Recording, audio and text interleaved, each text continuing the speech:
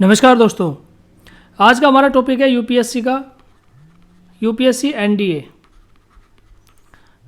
2014 में यूपीएससी ने जो कंडक्ट कराया था एग्ज़ाम एनडीए का, यानी एनडीए के दो एग्ज़ाम होते हैं। एनडीए के एग्ज़ाम दो बार होते हैं साल में, एनडीए फर्स्ट और एनडीए सेकंड। तो एनडीए फर्स्ट का जो पेपर है उसमें जितनी भी वोकैबुलरी से रिलेटेड चीज़ें थी यानी एंटोनिम्स उसमें दे रखे थे, वो मैंने ऑलरेडी आपको उसका वीडियो आपको मिल चुका है, मैंने आपको ऑलरेडी वो वीडियो अपलोड कर दिया है। आज हम पढ़ने वाले हैं एनडीए 2 यानी 2014 में एनडीए 2 का जो एग्ज़ाम हुआ था उसके अंदर कौन कौन से वोकैबुलरी से रिलेटेड वर्ड्स हैं वो आज मैं आपको बताने वाला हूँ। ठीक है, वोकैबुलरी से रिलेटेड क्यों? क्योंकि हम केवल और केवल वोकैबुलरी पढ़ रहे हैं, हम वोकैबुलरी को एक्सट्रैक्ट कर रहे हैं। प्रीवियस ईयर क्वेश्चन पेपर्स जितने भी हैं, PYQ यानी प्रीवियस ईयर क्वेश्चन पेपर्स जितने भी हैं, एनडीए हो, CDS हो या SSC, ठीक है, सभी क्वेश्चन पेपर से हम लोग वोकैबुलरी को एक्सट्रैक्ट करके आप तक पहुंचा रहे हैं। पिछला जो लेक्चर था इस सीरीज़ में, ये जो सीरीज़ है इसमें पिछला लेक्चर था हमारा एनडीए फर्स्ट हम लोग पढ़ चुके हैं और आज हम पढ़ने वाले हैं एनडीए सेकंड। एनडीए सेकंड में क्या क्या, एनडीए सेकंड के अंदर वोकैबुलरी में दोनों चीज़ें दे रखी हैं, यानी सिनोनिम्स भी दे रखे हैं और एंटोनिम्स भी दे रखे हैं। तो आज हम जो पढ़ेंगे वो सिनोनिम्स पढ़ेंगे, एंटोनिम्स के लिए मैं इसके अलग से एक वीडियो बना दूंगा क्योंकि एंटोनिम्स बहुत ज़्यादा दे रखे हैं इसके अंदर। अगर आपको अंदाज़ा होगा कि 10 तो इसमें सिनोनिम्स दे रखे हैं, ठीक है, और 10 इसके अंदर एंटोनिम्स दिए हुए हैं। दोस्तों आप ये चीज़ देखिए कि एक ही एग्ज़ाम के अंदर यानी 150 क्वेश्चन में से 20 मार्क्स के जो है वो क्या दे रखे हैं, 20 मार्क्स के यहाँ पर क्या दिए हुए हैं, केवल और केवल एंटोनिम्स और सिनोनिम्स ही दे रखे हैं। तो आप देख सकते हैं कि ग्रामर का कितना बड़ा पोर्शन यानी ग्रामर का कितना बड़ा रोल है इस एग्ज़ाम के अंदर।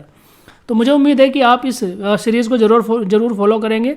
एनडीए उसके बाद सबसे पहले जो 2014 से लेकर 2023 तक एनडीए के जितने भी एग्ज़ाम्स हुए हैं, ठीक है, 2014 से लेकर 2023 तक एनडीए के जितने भी एग्ज़ाम्स हुए हैं उनके अंदर से हम लोग वोकैबुलरी को एक्सट्रैक्ट करके आप तक पहुंचाएंगे। उसके बाद हम CDS के प्रीवियस ईयर क्वेश्चन पेपर को पढ़ेंगे। तो चलिए आज स्टार्ट करते हैं हम एनडीए 2 2014 में जो हमारा एग्ज़ाम्स हुआ था उसके अंदर को वोकैबुलरी के कौन कौन से वर्ड दिए हुए हैं वो आज हम आप तक पहुंचाएंगे। तो ये हमारे सिनोनिम जो एनडीए 2 2014 में दिए हुए हैं, ठीक है। अगर हम इनको यहाँ हेडिंग देना चाहें एनडीए 2 2014, ठीक है, और इसके अंदर हमें क्या मिलेगा, केवल और यहाँ पे सिनोनिम्स हम आज देखेंगे, ठीक है। एंटोनिम्स भी दिए हुए हैं, 10 सिनोनिम्स दे रखे हैं और 10 ही इसके अंदर एंटोनिम्स दिए हुए हैं, ठीक है। तो दोनों को पढ़ेंगे एक एक करके अलग अलग वीडियो में। आज मैं आपको केवल और केवल 10 सिनोनिम्स पढ़ाने वाला हूँ। हर एक वर्ड का मीनिंग आपको समझाऊंगा, उसके अंदर जितने भी ऑप्शंस दे रखे हैं उनका मीनिंग भी आपको समझाऊंगा, ध्यान से सुनिएगा, ठीक है। दोस्तों एंटोनिम्स और सिनोनिम्स को सॉल्व करने से पहले ये जो डायरेक्शंस यहाँ पे देख के रखते हैं ना, ये भी आप ज़रूर से पढ़ लीजिएगा एक बार।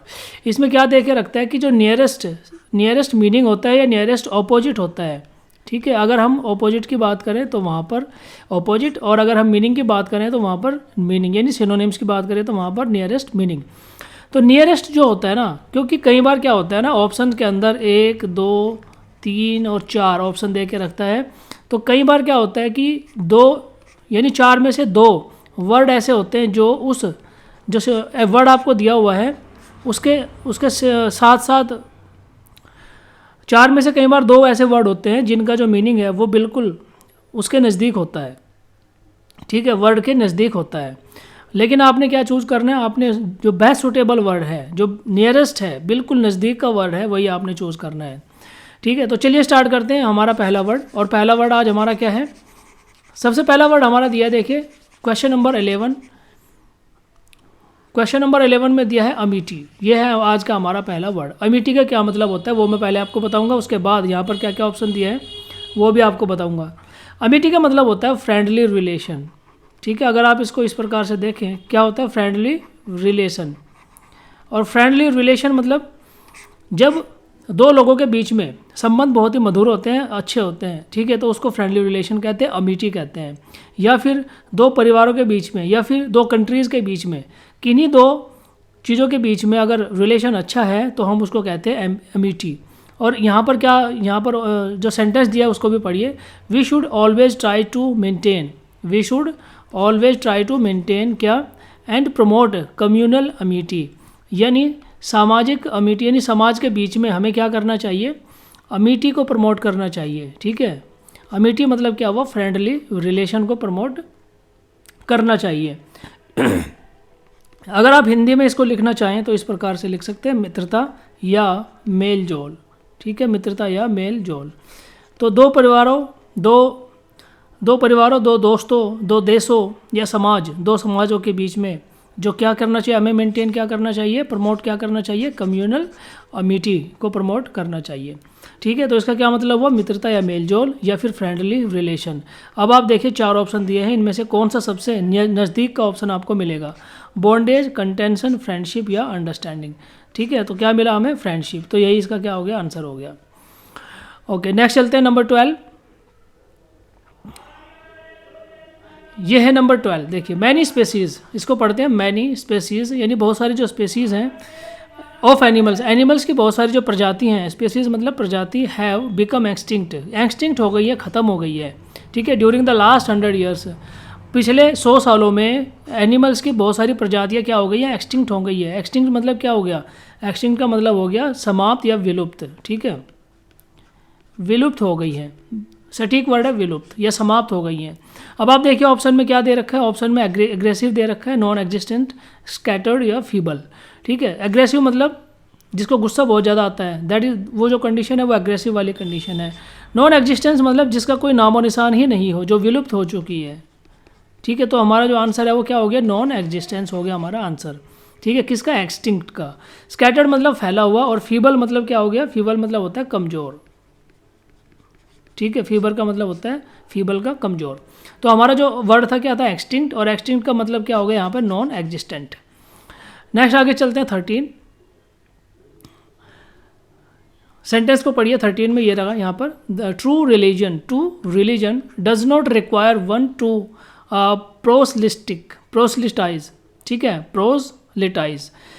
ट्रू रिलीजन यानी जो सच्चा रिलीजन होता है, धर्म होता है, डज नॉट रिक्वायर, उसको ज़रूरत नहीं होती है वन टू क्या, प्रोलिटाइज। ठीक है, प्रोसलिटाइज थ्रो गाइल और फोर्स, यानी जोर ज़बरदस्ती से या फोर्स करके किसी भी धर्म को ज़रूरत नहीं है कि वो धर्मांतरण कर सके या धर्म परिवर्तन करवा सके या कर सके। ठीक है, प्रोसलिटाइज का मतलब ये होता है क्या, धर्म परिवर्तन।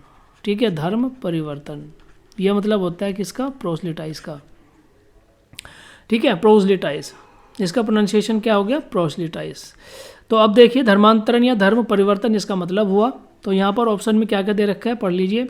ट्रांसलेट, हिप्नोटाइज, अटैक या कन्वर्ट। ठीक है, ट्रांसलेट मतलब एक भाषा से दूसरी भाषा में ट्रांसलेट कर देना, हिप्नोटाइज किसी को मोहित कर देना, अटैक आक्रमण कर देना, और कन्वर्ट परिवर्तित कर देना। ठीक है, और यही हमारे सेंटेंस में कह रहा है क्या, धर्म परिवर्तन या कन्वर्ट कर देना। ठीक है, तो आंसर क्या हो गया हमारा, कन्वर्ट। नेक्स्ट चलते हैं नंबर 14 में क्या दिया है देखिए, that the plan is both inhuman and preposterous, needs no further proof. ठीक है, वर्ड क्या है हमारा, प्रीपोस्टरस। और प्रीपोस्टरस का मतलब क्या होता है, देखिए सेंटेंस पढ़ के थोड़ा समझने की कोशिश करते हैं। That the plan is both in human, plan क्या है, बोथ है क्या, दोनों है क्या, इन ह्यूमन मतलब जिसको ह्यूमन योग्य यानी मानवता के योग्य नहीं माना जा सकता, and preposterous needs no further proof. ठीक है, preposterous needs no further proof, preposterous को किसी भी प्रूफ की ज़रूरत नहीं पड़ती है। ठीक है, तो इसके लिए क्या वर्ड यहाँ पे कौन कौन से ऑप्शन दे रखे हैं, हार्टलेस, इम्प्रैक्टिकल, एब्सर्ड या एबनॉर्मल। देखिए प्रीपोस्टरस का मतलब क्या होता है मैं आपको बताता हूँ। इसका मतलब होता है सिली। ठीक है, सिली। और सिली मतलब क्या, सिली मतलब ऐसा जिसके लिए आपको कोई लॉजिक की ज़रूरत नहीं पड़ती है। ठीक है, सिली मतलब क्या हो गया, बेवकूफ़, पागल। ठीक है, बेवकूफ़, या फिर इसके लिए और एक वर्ड आप यूज़ कर सकते हो, रेडिकुलस। ठीक है, रेडिकुलस। और यहाँ पर क्या वर्ड दिया इसके लिए, एब्सर्ड। एब्सर्ड का मतलब क्या होता है, एब्सर्ड का मतलब भी होता है बेतुका। ठीक है, एब्सर्ड का मतलब क्या होता है, बेतुका। और प्रीपोस्टरस का मतलब भी होता है क्या, एब्सर्ड। तो हमारा जो ऑप्शन है सी, वो हमारा आंसर हो गया क्या, एब्सर्ड। ठीक है, प्रीपोस्टरस मतलब क्या हो गया, ridiculous, not to be taken seriously, जिसको सीरियसली ना लिया जा सके, वही सिली होगा, वही एब्सर्ड होगा, वही बेतुका होगा, क्योंकि बेतुकी बातों को क्या करते हैं हम, इग्नोर कर देते हैं, उनको सीरियसली नहीं लेते हैं। तो ये था हमारा वर्ड क्या, प्रीपोस्टरस, और इसका मतलब था एब्सर्ड। ओके, आगे चलते हैं नंबर 15 हमारे क्या दिया गया यहाँ पे देखिए, कैलस। ठीक है, वर्ड क्या है, कैलस। सेंटेंस पढ़ लेते हैं। The attitude of the western countries का attitude towards the third world, तीसरे संसार के प्रति कैसा है, rather callous to say the least. ठीक है, यानी जो वेस्टर्न कंट्रीज़ हैं वो थर्ड वर्ल्ड कंट्रीज़ के बारे में बहुत ही कम बोलते हैं। और कैलस का मीनिंग क्या हुआ, कैलस का मीनिंग होता है अनकाइंड। ठीक है, अनकाइंड यानी दयालुता की भावना ना होना, उसको हम कहते हैं क्या, कैलस। या केयर ना करना। ठीक है, केयर ना करना, यह मतलब होता है कैलस का। ठीक है, अनकाइंड या केयर ना करना। तो सीधा सीधा कैलस का मीनिंग अनकाइंड होता है, और यहाँ पर दे रखा है बी ऑप्शन में, और ये हमारा क्या हो गया, आंसर हो गया। ठीक है, तो कैलस समझ में आ गया आपको। कैलस का मतलब होता है नॉट केयरिंग द फीलिंग और सफरिंग ऑफ अदर्स। ठीक है, दूसरे की फीलिंग्स और सफरिंग्स के बारे में चिंता ना करना, ये मतलब होता है कैलस। नेक्स्ट है 15 के बाद क्या है, 16 क्या है, what ever the verdict of history may be Chaplin will occupy a unique place in its pages. ठीक है, what ever the verdict of history, यानी हिस्ट्री का कुछ भी वर्डिक्ट हो, वर्डिक्ट मतलब क्या होता है, जजमेंट। ठीक है, वर्डिक्ट मतलब होता है जजमेंट, यानी जूरी के द्वारा या जजेस के द्वारा दिया गया जो निर्णय होता है उसको कहते हैं वर्डिक्ट। तो हिस्ट्री का कुछ भी वर्डिक्ट हो, कुछ भी निर्णय हो, बट जो चैपलिन है उन्होंने अपनी, यानी उन्होंने हिस्ट्री में अपनी जगह हमेशा बनाई है, बना लेगा। ठीक है, चैपलिन। तो ये मतलब था यहाँ पर क्या, वर्डिक्ट का क्या मतलब था, जजमेंट। ठीक है, और सीधा सीधा यहाँ पर दे रखा है वर्डिक्ट का मतलब क्या, judgement. Voice, outcome and prediction. Prediction मतलब किसी चीज़ को भांप लेना, वॉइस मतलब आवाज़, और आउटकम मतलब जो प्रोडक्टिविटी निकल कर आती है, रिजल्ट निकल कर आता है, उसके बारे में बोल रहा है। तो वर्डिक्ट का मतलब क्या हो गया, जजमेंट। नेक्स्ट चलते हैं 17 क्या दिया है, 17 दिया है ही कोरोबरेटेड। कोरोबरेटेड का मतलब होता है कन्फर्म। ठीक है, कोरोबरेटेड का मतलब होता है कन्फर्म। सेंटेंस में क्या दिया, he corroborated the statement of his brother, उसने अपने ब्रदर के स्टेटमेंट को क्या कर दिया, कोरोबरेट कर दिया, कन्फर्म कर दिया है। ठीक है, तो आंसर क्या हो गया, कन्फर्म। डिसअप्रूव मतलब उसको नकार देना, और कंडेम्ड मतलब उसका तिरस्कार करना, और सेकेंडेड मतलब उसको नज़रअंदाज कर देना। तो ये मतलब होता है कि इसका कोरोबरेटेड मतलब कन्फर्म कर दिया, उसने अपने भाई के स्टेटमेंट को कोरोबरेट कर दिया, कन्फर्म कर दिया।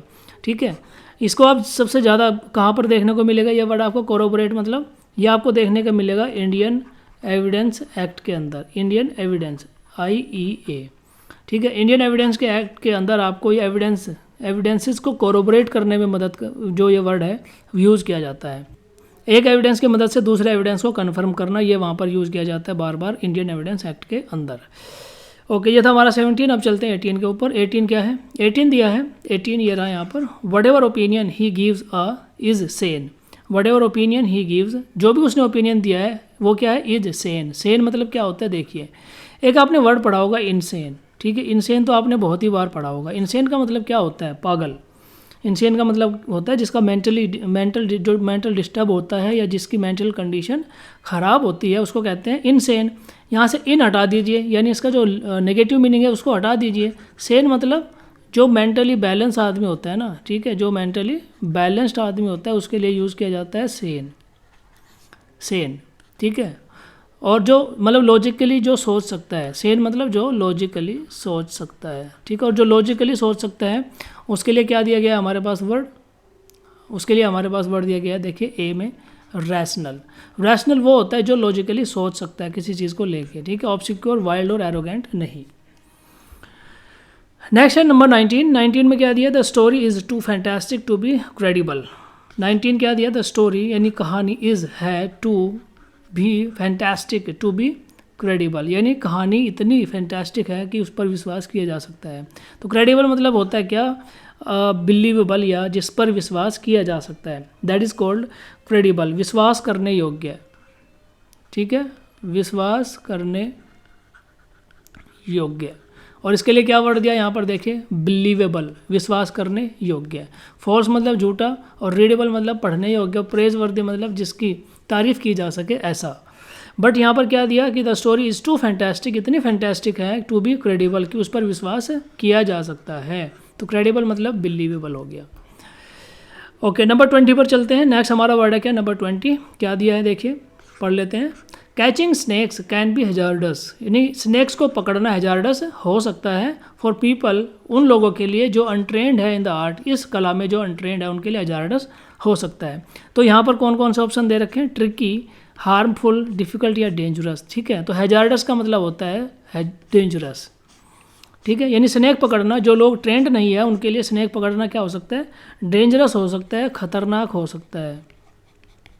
ठीक है, हिंदी में आप कहेंगे खतरनाक या जोखिम भरा।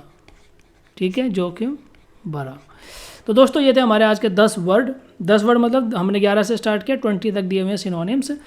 यूपीएससी, ठीक है, यूपीएससी यानी एनडीए 2 2014 में जो एग्ज़ाम हुआ था उसके अंदर ये सिनोनिम्स दे रखे थे 10, वो आज हमने पढ़े हैं। ठीक है, और एंटोनिम्स के लिए मैं एक अलग से वीडियो लेके आऊँगा, उसमें मैं केवल और केवल 10 एंटोनिम्स दे रखे हैं। इसी पेपर के अंदर 10 एंटोनिम्स दे रखे हैं, वो मैं आपको पढ़ाऊँगा। इसी के बाद आगे है एंटोनिम्स, ये देखें यहाँ पर। ठीक है, एंटोनिम्स दे रखे हैं 10। ठीक है, तो इनको मैं अलग वीडियो में लेके आऊँगा, क्योंकि अगर मैं इसी के साथ में इसको कोरबरेट कर दूंगा, इसके साथ में कनेक्ट कर दूंगा, तो क्या हो जाएगी, वीडियो थोड़ी लंबी हो जाएगी। उम्मीद है वीडियो आपको ज़रूर पसंद आई होगी, और इसी प्रकार से ये जो सीरीज़ है हमारी प्रीवियस ईयर क्वेश्चन पेपर की, ये आपके लिए हेल्पफुल होगी जब आप एग्जाम के अंदर अपीयर होने जा रहे होंगे।